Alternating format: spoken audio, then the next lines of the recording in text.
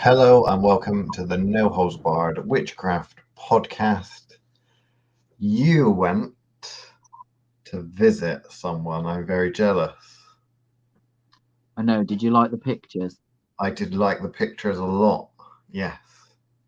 So when are we No, going? it wasn't the Bellamy Mansion. It was somewhere better. Where was it?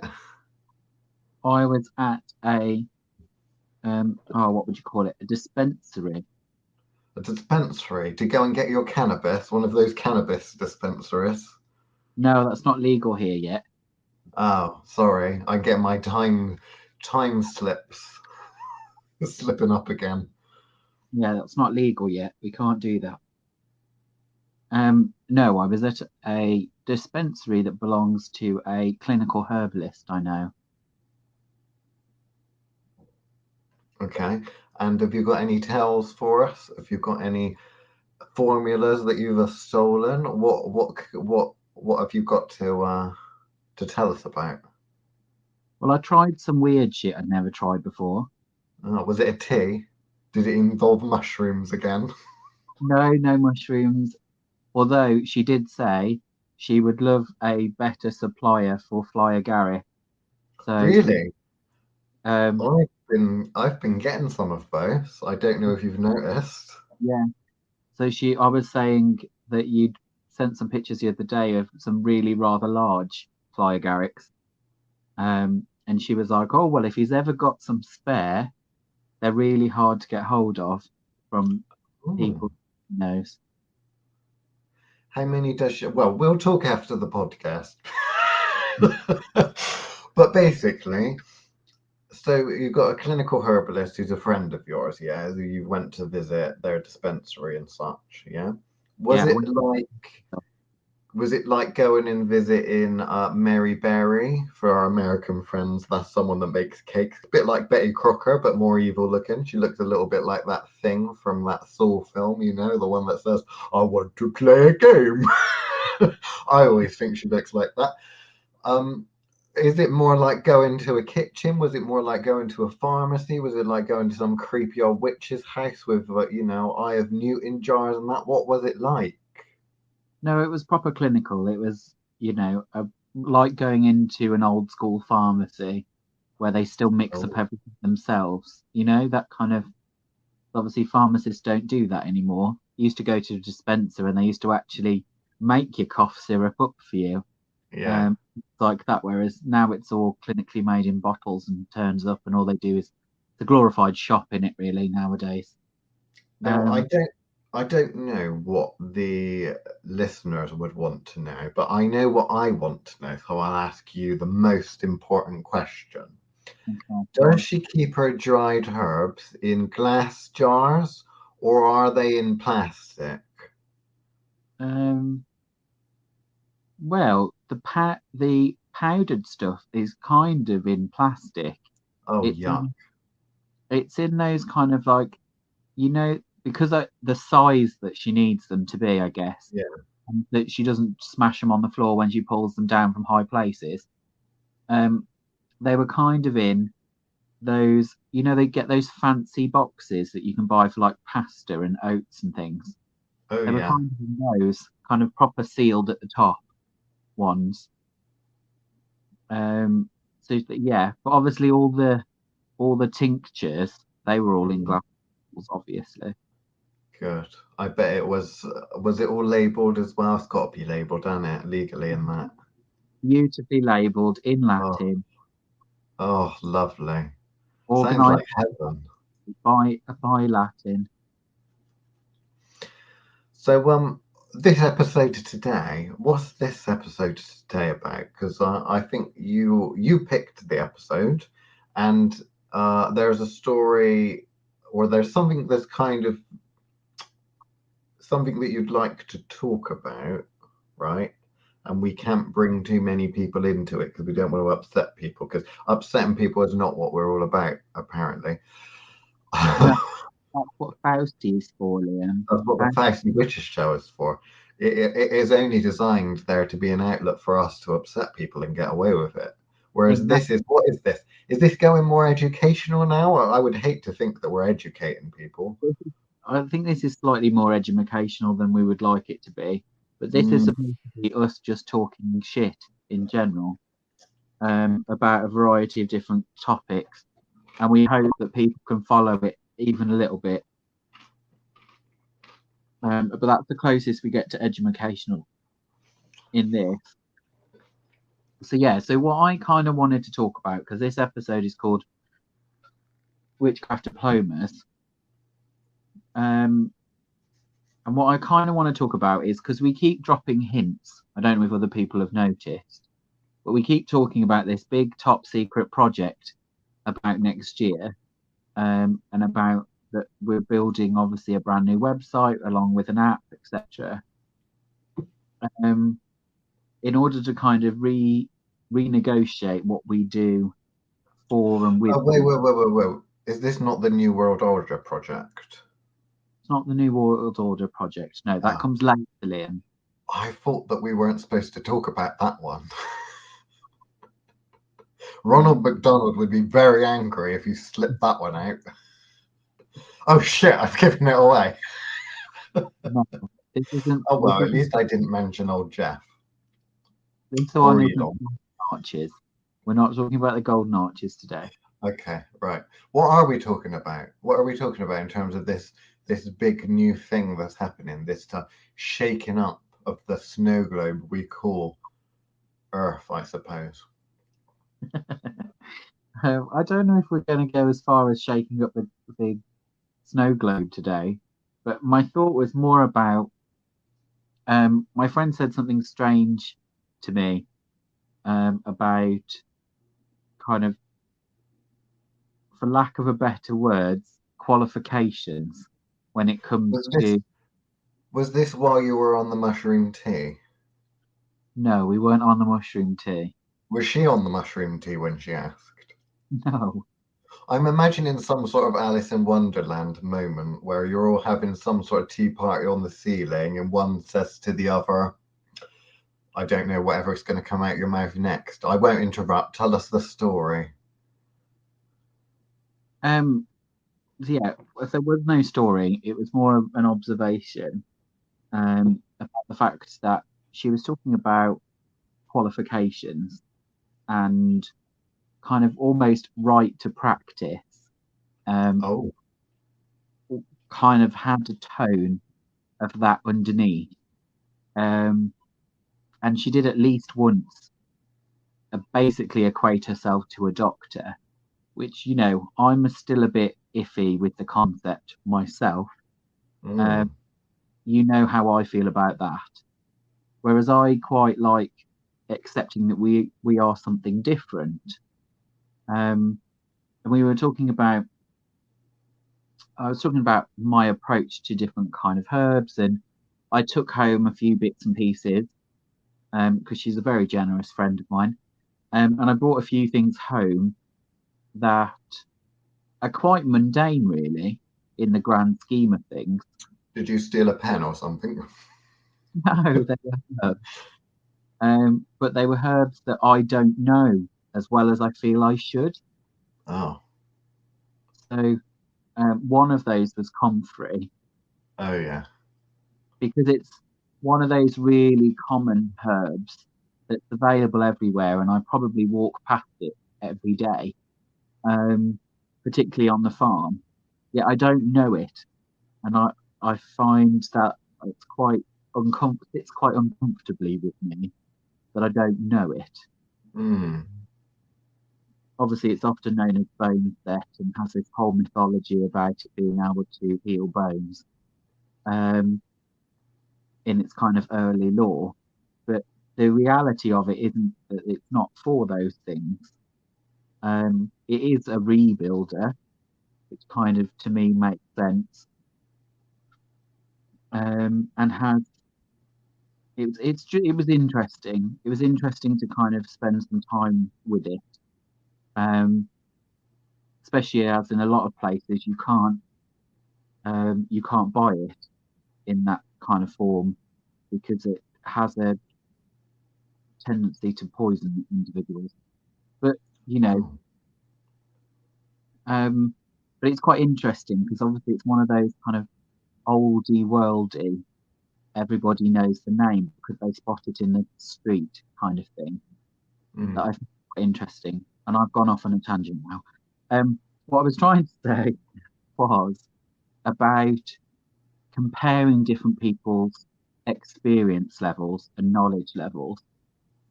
And actually, is there such thing as a,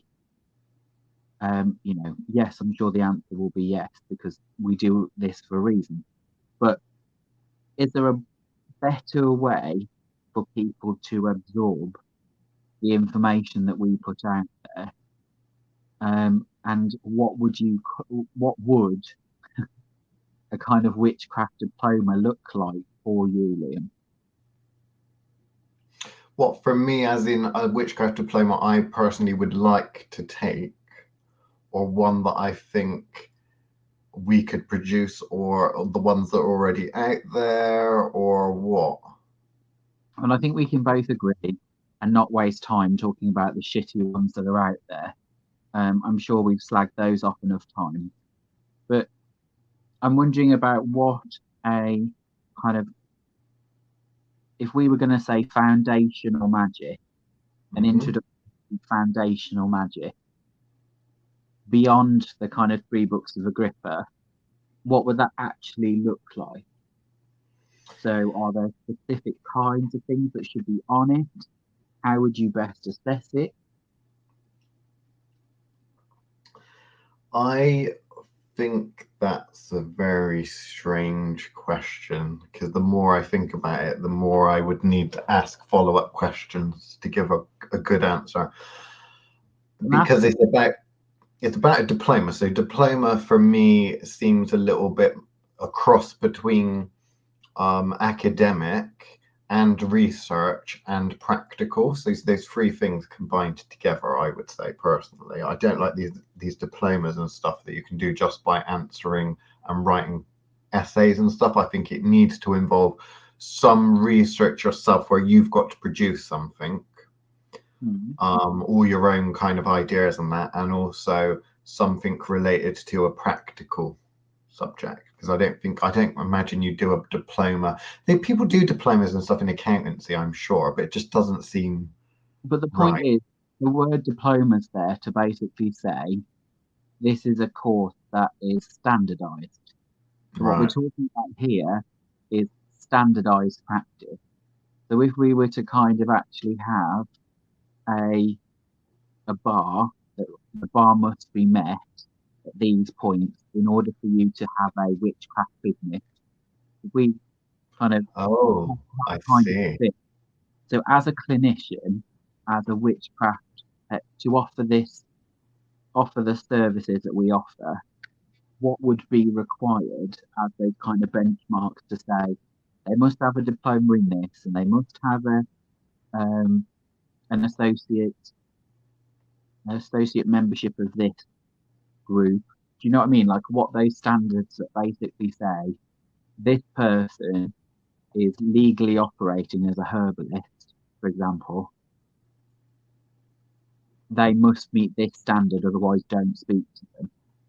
Because obviously for me, you've got to balance out that fact that might be, and some of the best books written are written by people that are kind of 4th and 5th generational herbalists who have just lived and breathed it their entire life, have then gone and done a degree just to justify their knowledge level. Yeah.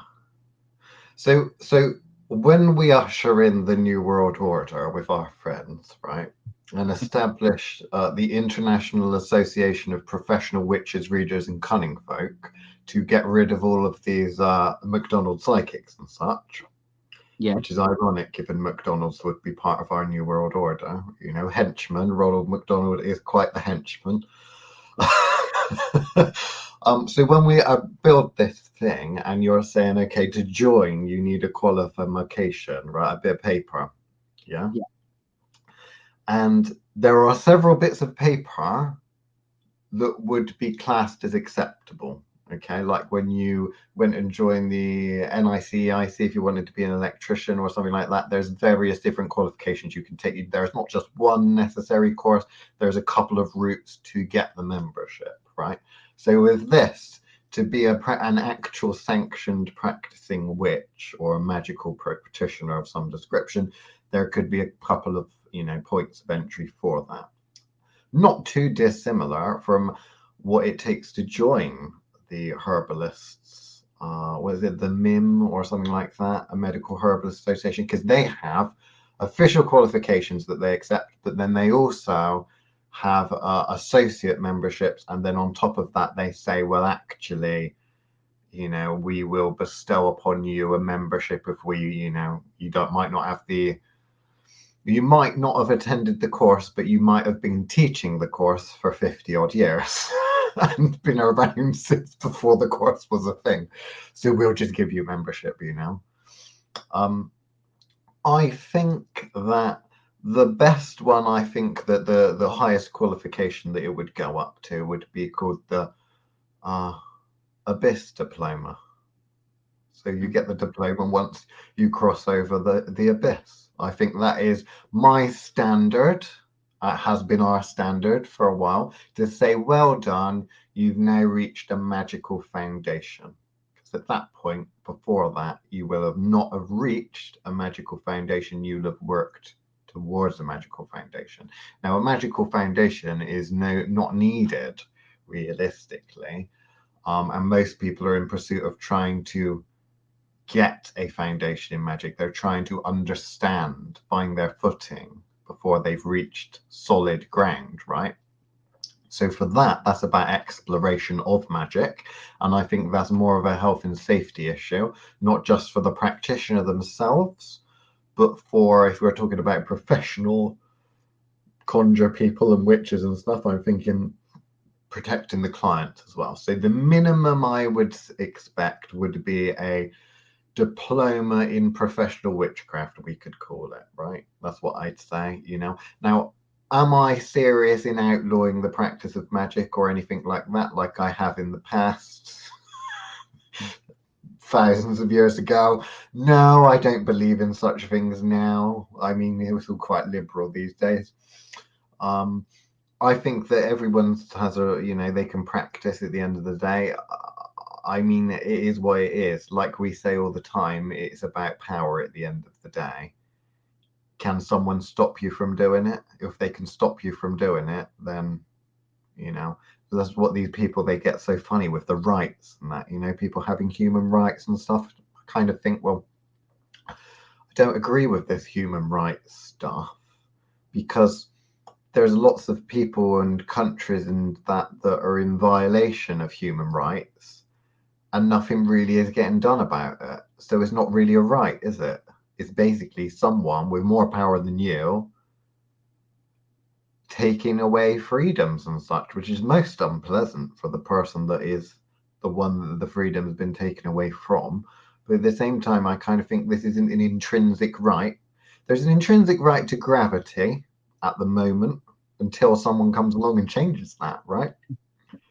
Definitely. You see, anyway, I'm sidetracking. So yes, Chris, I can see the merit in a witchcraft qualification of some description, but the only merit I see is if that qualification means something, whether it means something to the person that decides to take it, or whether it means something to general society and such.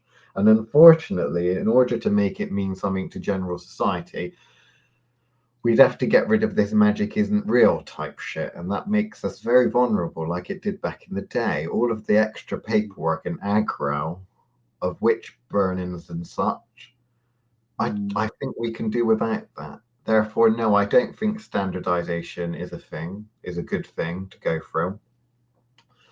However, I think the real question is, or the real question in there somewhere probably is, if I want to learn magic, how do I go about doing that and be assured that my teacher is teaching me all the things I really should know to get by, or need to know to get by? I don't know. Throwing the ball back to you. No, I agree. I think actually, categorically, I think I disagree with the idea that we should have a standardization. I think what's probably the main reason I say that is more the fact that we then get into realms of where we're at now, in particularly in British education. I think I'm pretty sure the rest of the world is experiencing it too, in the Western world anyway, where certain universities have people applying purely on reputation because they know that reputation carries. Yeah. Don't get me wrong, reputation is something to be sought after as a practitioner, but I think individual representation and individual reputation is important. But I kind of think that if there was a standardization, it would be a case of, oh, okay, well, they're only interesting because they've come from Opus Dei, or those are only interesting because they've come from, you know, the Blue Wicca or whatever it's called nowadays. Wicca. Right. Here's the thing. So with qualifications like a doctor, if you've got a medical degree or something like that, that means that you can take that piece of paper and go and get a job in hospital and say, look, I am a doctor. Honestly, I've done all that, and they know.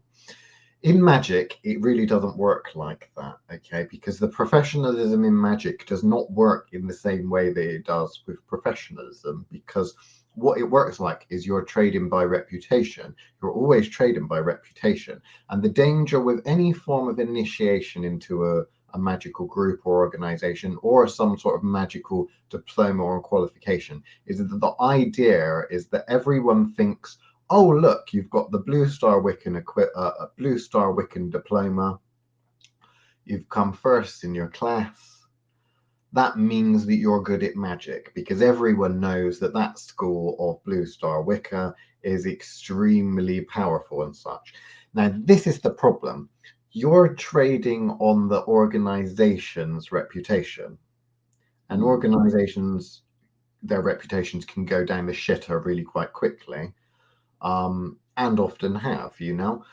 It doesn't give it.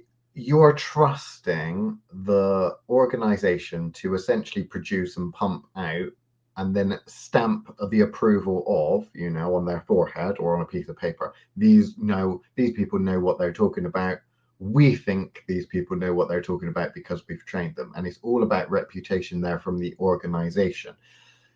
You're going about it all wrong, I think, if you're looking at that from magic. You should never be seeking some stamp of approval from an organization or other people or your teachers, for the simple reason that we have this idea that magic does not exist and therefore there is no standard practice or anything like that.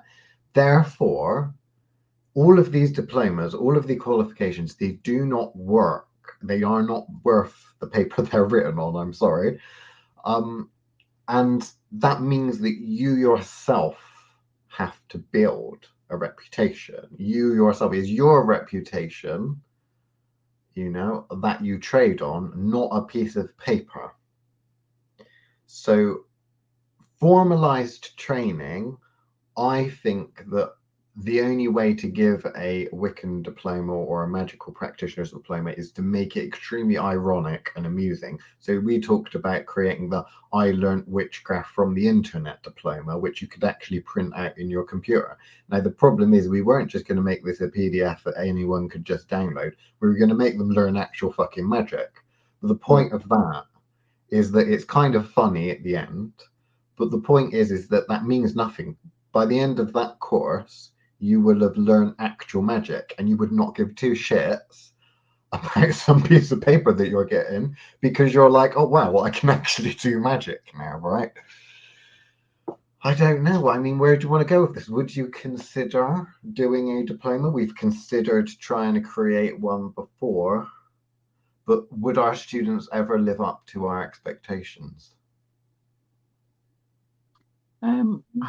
It's one of those things. We teach in such an individual way that ultimately I think it's nigh impossible to do it, other than, like we had talked about once upon a time, was our kind of survival of the hexiest, some kind of process where basically we create 10 objects of different leveling hexes that you have to break yourself out of once you've had that enchanted object.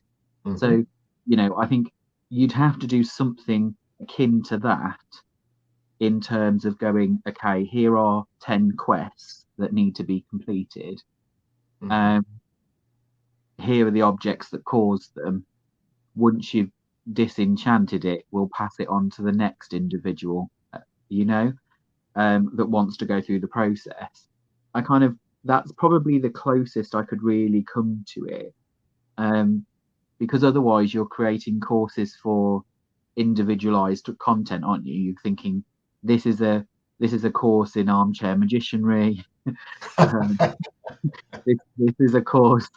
This is a course in, you know, and then it suddenly becomes this really specific teaching category, of which you've created 300 courses in order to provide the 300 different pathways that people might be on.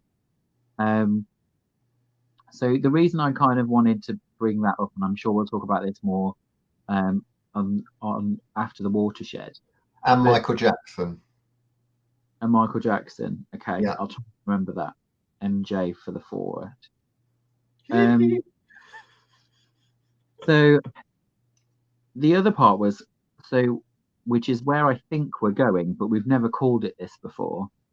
So are we kind of actually accepting that what we probably need to create is more kind of like the Library of Alexandria kind of situation, of kind of going, here is a basis of all the languages that are available in these key craft areas, and then expecting them to take a study room and perfect it in the kind of way in which the Lighthouse of Alexandria was part of a university kind of situation, where the books were there, so the knowledge was there, but you still had to go and add to that story and come back, and you would have to discuss it with peers in order to actually prove that you knew the things you'd just gone off to look at. Pierce Brosnan or Pierce Morgan? No, Piers, ℍ𝕠𝕝. Yeah. I've never met this Piers you speak of.